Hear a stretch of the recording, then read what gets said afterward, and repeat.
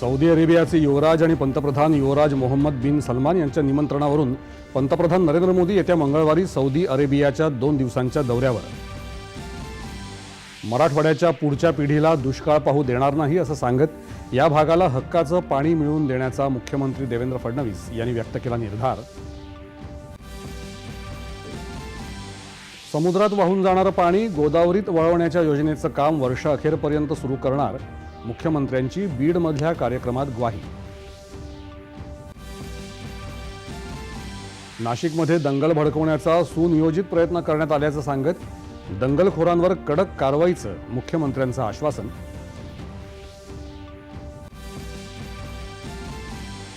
निवडणूक प्रक्रियेबाबत विनाकारण संशय निर्माण करत हिंसाचाराला चिथावणी देण्याबद्दल बडतर्फ पोलीस उपनिरीक्षक रणजित कासलेवर कारवाईचे निवडणूक अधिकाऱ्यांचे निर्देश.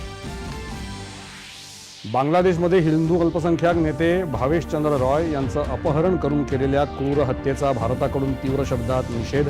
बांगलादेशमधील अंतरिम सरकारला सुनावले खडे बोल. गेल्या आर्थिक वर्षात भारताच्या औषध निर्यातीनं ओलांडला $30 अब्ज टप्पा. औषध निर्यातीत 9% वाढ.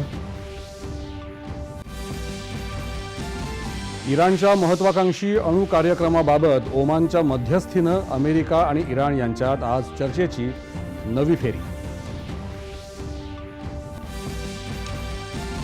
आणि जेईई मेन 2025 सत्र 2 या परीक्षेचा निकाल जाहीर. 24 विद्यार्थ्यांना 100% महाराष्ट्रातल्या 3 विद्यार्थ्यांचा समावेश.